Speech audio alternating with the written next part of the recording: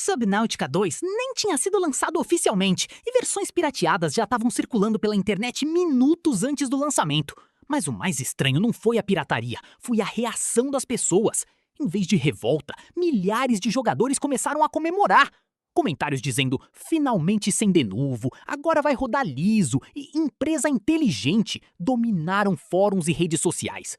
Porque nos últimos anos, um sistema anti-pirataria conseguiu algo quase impossível: fazer parte da comunidade gamer odiar mais o DRM do que os próprios piratas.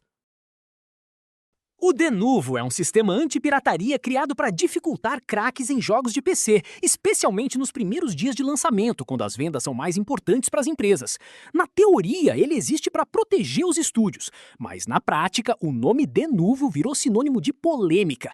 Durante anos, jogadores começaram a acusar o sistema de causar quedas de FPS, travamentos, stuttering e pior desempenho geral. Mesmo sem provas definitivas em alguns casos, a desconfiança cresceu tanto que hoje muitos jogadores já veem o selo do Denuvo como um alerta vermelho antes mesmo de comprar um jogo.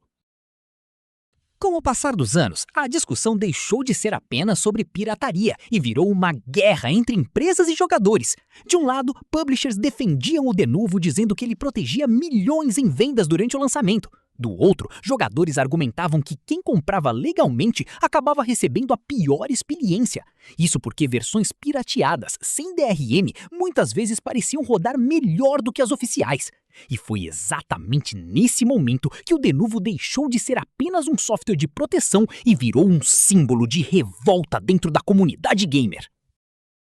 No meio dessa guerra surgiu uma figura quase lendária da internet: Impress. Conhecida por conseguir quebrar algumas das versões mais complexas do Denuvo, ela virou praticamente uma celebridade dentro da cena de cracks.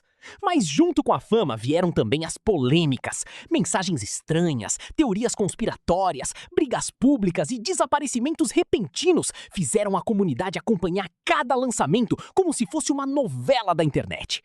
Conforme o Denuvo evoluía, quebrar a proteção começou a demorar cada vez mais e muita gente acreditou que a guerra finalmente tinha acabado. Então surgiu Subnautica 2. Diferente de muitos lançamentos recentes, o jogo chegou sem Denuvo. E antes mesmo do lançamento oficial, versões pirateadas já circulavam online. Só que o mais absurdo foi a reação da comunidade. Em vez de revolta, milhares de pessoas comemoraram o fato do jogo não usar DRM pesado. Comentários elogiando a decisão do estúdio dominaram redes sociais e fóruns. Para muita gente, a ausência do Denuvo significava não apenas mais liberdade, mas também uma chance maior do jogo rodar melhor no PC. E foi aí que a discussão ficou muito maior do que apenas pirataria, porque para as empresas, proteger um lançamento nas primeiras semanas pode representar milhões de dólares. Mas para muitos jogadores, o DRM virou uma punição invisível aplicada justamente em quem compra o jogo legalmente. A pergunta começou a aparecer cada vez mais na comunidade: o Denuvo realmente protege os jogos ou apenas prejudica a experiência de quem pagou por eles? E quanto mais jogos lançam sem o sistema, mais essa discussão volta com força total. Talvez a pirataria nunca tenha realmente desaparecido. Talvez ela apenas tenha evoluído junto com a tecnologia. Mas hoje, a verdadeira guerra da indústria gamer parece ser outra: jogadores contra sistemas de proteção que eles acreditam estar destruindo a própria experiência de jogar. E toda vez que um grande lançamento aparece sem Denuvo, a internet inteira reage como se fosse uma pequena vitória. Porque no final, a pergunta continua aberta: o DRM protege os jogos ou está afastando os próprios jogadores? E o que deixou toda essa discussão ainda maior foi o fato de que, mesmo sem Denuvo, Subnautica 2 continuou vendendo extremamente bem.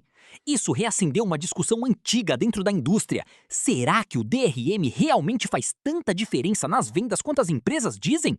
Porque para muitos jogadores, o sucesso do jogo mostrou que confiança da comunidade, bom desempenho e boa reputação podem valer mais do que sistemas agressivos de proteção. E quanto mais jogos conseguem lucrar sem DRM pesado, mais a guerra contra o Denuvo parece voltar com força total.